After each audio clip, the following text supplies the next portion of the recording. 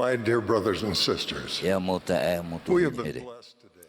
Hamai te hea tātou te imhana i whaar oe te mō tauini whaurhi o te atua, hor o mai i te mō prau au e te whaituitora. Wherever we are, I te mō hea tua te reira tātou wa i te tātou tatai tei e, te ora nei tātou i te tau te reino atura te ati. Te pure nei au, ia tia ia au ia tauturu i oto, ia tia papu i roto i te mō vero ta tātou e wharuru nei, ma te hau i roto i te a au. the place to begin Te wahi hamatara, that we are each o te hamanara ai e te wari here tātou tatai teina te atua, and that e mau tauini whauruhia tōna. those servants of God Wai te atea mai te rira mau tauini o te atua e te tau ta tātou e ora nei. the Apostle Paul, O papa e te apo te toro pauro i a Timoteo, this know also e tupu te ati rai that in the last day i taua ano tau hopea nei, shall come. i te mai oe. Anyone with eyes to Te see taata e mata tōna non te hio i te tāpa o te mautau, e tari anō te whaaro i te mau parau a te mau perfeta, e i te ia e parau mau te reira. the greatest danger, Te mau ate whiwhiroa a, no roto mai ia, i te mau puai o te tino. those forces, Te mar anoara, te reira mau puai. so it will become more E no reira, e riro ia e me whiwhi atu, e i hara e me ohia, ia whaatura e te mau whawhaura e te e tātu i arawe, the God. e i hapao no te ora i te waneri ai e tumetia. For those of us who are No tātou i roto pui e tātou nei, e hape apea nei, no tātou i seo e no te whea ta tātou e here nei, te waira te tia turira i roto i te parau whawhau ta te atua i parau no te hoe wahi papu i roto i te mau vero i muri nei. is a word picture. Te i te hoe hoho o a tau, no tau a waheira. It has been repeatedly O whaata mai te mau perfeta ora, i te reira e rewet hei teime. as recorded, E hi ora mai te papahi e roto i te puta moromona. inspired, and Wo prau te hoe metua tāne whauruhia e te here, i tāna moto mai ki nā hea i hapua i rato i sio, no te tia papu i roto i te mauwero, i mua i rato. open quote, E my son, te nei e tau nā te maiti. A hamanao, e mea tia roa i orua i hamau i te orua niu i e te papa o tō tātou taraihara o te metia, te tamaiti a te atua. E whaatai mai te tia poroi tāna ara mo matai uana o iaia e tāna mo ohe nārato i te puahiohio o iaia. E ia meiri mai te tātoara āno tāna ara ua pāri e tāna veror hei i nyeisho i orua ai te roto te rira e mana i nyeisho i orua no te huti i orua i raro i te aputo no te mama e te oto hope ore mauti hoi te papa i nyeisho orua i te patuhia which is e niu papu hoi. foundation, whereon E mai te mea, e patu te tata i a rato i ai taua niura, e ore i a rato e mairi i raro. of which he spoke are the Te mama e te oto hope ore tāna i praura, o te mo hope ar ari aia, o te mo hara mai te mea e aita tato e tātarahapa hope roa i te reira. Te mau vero e tupu noa i te reira, o te mo whahemar aia e te mo arora a tatane, e hare noa i te reira. Ai tai fofu a nei te hau atu i te imhana i marmara mai nā hea i patu i nei taua niu pārira. No nei, ai te wahi mai te atu no te hio, hau atu i te aor a hope a te ari peña mina te papa e ato hi e ruti te puta mormona. E au te mau parau tau a te ari peña mina no tātou i te imhana. he knew from his Wei te o Iesho i te mau mea ria o te tamai. he had defended Wo paruru o iei tōna mau tata i rutu i te arora ma te turui i iei te mana o te atua. saw clearly Wei te papu o ia i te mau mana ria o ruti whero no te whahema, no te tamata i te upotia e i te haparuparu i te mau tamari a te atua. he invited his people Wāni o iei tōna mau tata e ia tatou, ia patu i iei te papapapu ho e roa o ia hoi te whaora. who is the Savior. Wa hapapu o ia e, He made clear e te amar a tō tātou, ia maiti i te maitai, aurera i te ino. E i ta tātou enen he e ape i te mo hope ara o ta tātou mo maitira. directly O parau a wharumai o ia, e ma te eta no te mea, ua ite o ia e ha te oto e tamai i e so i te whea e ore e wharo e hapa o i tāna mo wharara. here is how he described te e tāna tatarar anō te mō hope ar a I muri a I ta tātou maiti rā e pēa nei I te mumu a te wārua e aurera e pēa nei I te mō poro ino no mai e tatanera te hina arhoi e whahema e hā mō I tātou. For behold, Ina hoi, there is a o whai woe te pronounced hianga, upon te him. utua e tai mai I te tata o te whaaro atu I tatau waruara, e whaaro atu o ia iana, e parahinoa, e puehoi, I roto I tāna ara mauhara, wai nui a oia, e te poe no tōnei hora warua. E whaari hoi oia, I te whautua a muri ore, e utua nāna no te mea, Wa ofati oia I te ture a te atua, mai te ore I au I tōnei hora I te. Nō reira, I ore taua tātari e tatarhapa, e parahino oia e enemy, e pohoi e enemy no te atua, e whaarara maia te titaura o te parautia moa I tōna waru o tauti ore. I te papu oia I tānei hora hapa, te wha o te mitumu iana I mua I tiaro o te whatu, e te whai I tōna ouma I te oto, e te mauiui, e te aue, mai te au hei poe orera. O te pēa tu tōna ura inia, e amori no atu. Waparo whahau te ari I pēnia mina, e te mau tata huruhi atua, e te mau tata api, e te mau te mariri hoi, o te marana mai tāu nei mau parau.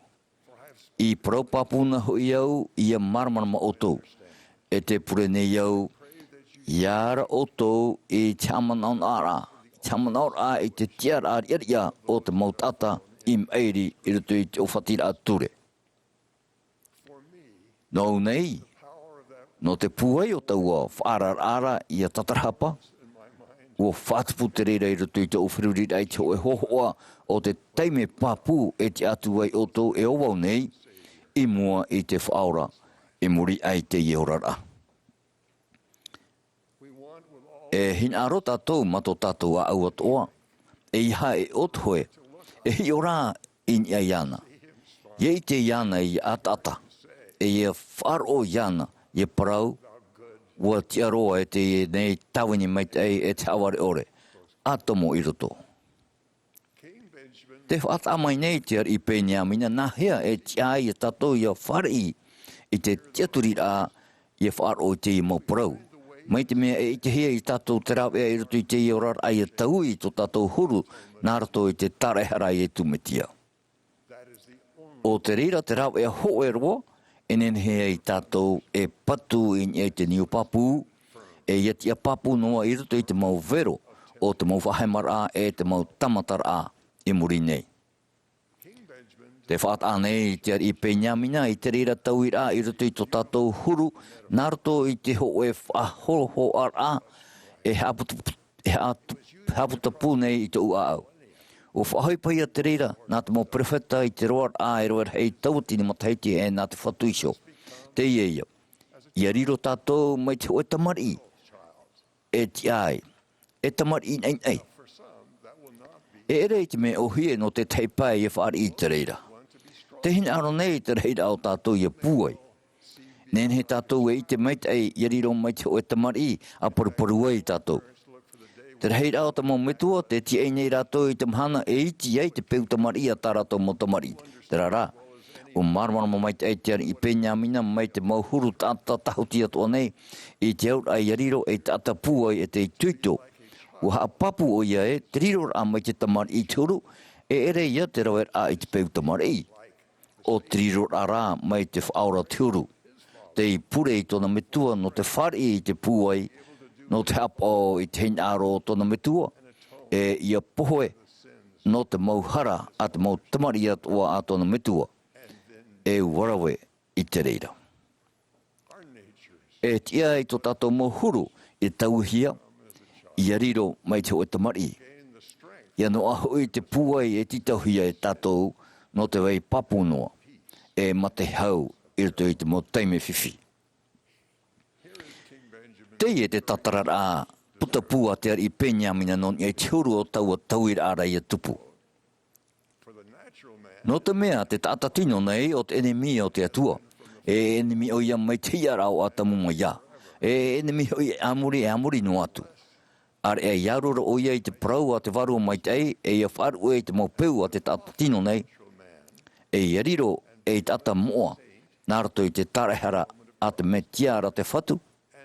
E ia riro i mai te tamari ira, i te maru, e i te mamhau, e i te hea, e i te whaoro mai, e i te i te aroha, e ma te hinaro, i auraro i te maumeat o tate whatu e hinaro i a tūin i a iana, mai te tamari e auraro i tōnara metua.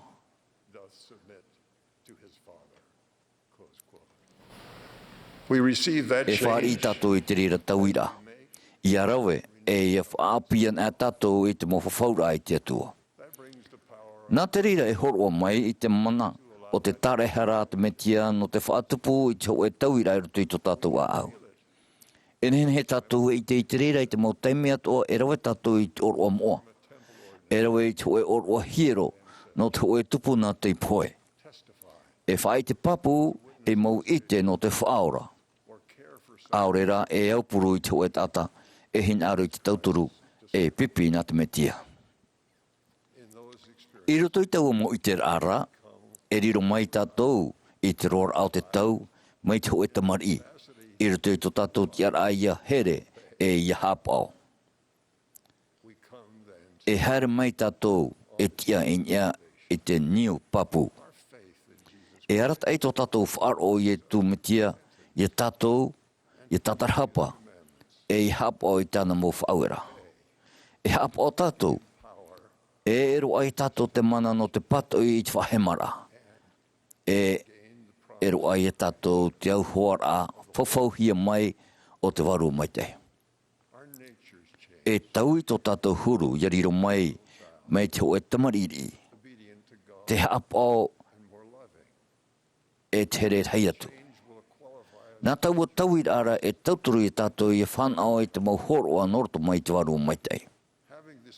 Nā te wharira i te auhora o te waru o ta e tamahanahana e aratai e hapua i tātou.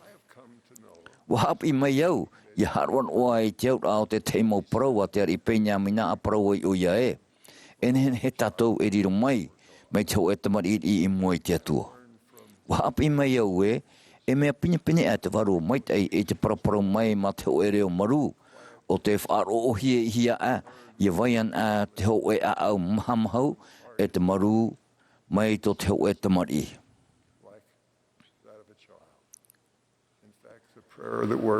Ia taian a mai te vero o te orara e nen he o tō e vei papu no te mea te tiara o tō inia e te papa o tō whaaro iai e tu metia. Nā te rera whaaro e artai o tō i te tatarhapara i te momhana atoa e i te hapaora tamau i te mowhawhaura. E reid hoi o tō e hamana wai iana i te moteme atoa. E i roto i te mau vero te riri e te ino e i te o tō i te vei papura e te tiaturia. Hau atu i te reida. E i te oto i hau i a toro i te rima no te whaatia mai vetei e i te wahi hau i e iso i te papa pia i hau i oto. I te mau teme atoa e arata i te whaaro i oto i te metia i te mau man awar hoa i vetei e o i a tere mau o te metia. Te whai te atu nei au i oto i te ui te rapapu e ua horo mai te whatu i tu metia i oto e tiani a manhini, e here mai o tō iau nei. Tiani mai nei uia i o tō, no tōna here i o tō, e o rātou ta o tō here, i here mai ianara, no te hau i roto i te i orara, e te ora mure ore, i roto i te ao amuri e. Wa i te papu oia e te mau vero ta o tō e wharuru, i roto i ta o tō tamatara a, i roto i te whanhaora a, no te oa. Te taparu atu nei au i o tō, i whare i tiani manihini a te whaora. Mei te o e tamari mamhau e tere, a whare i tāna tauturu. Arawe e a whaatura e te mawhawhaura tāna e horo mai nei ir tu i te taretia ai tu metia i te whiam o e te momhan hope ea nei. E hapu e o iei o tau. Wa i te whaura i te mau vero e i te mau wahi papu in ia i te ea e taiatu ai ia nāra. E i to tātou metua i te aura. Wa i te o iei te ea. O ia te ea. Te whai te papu nei au i te rea. Nāra tu i te o i tu metia. Amene.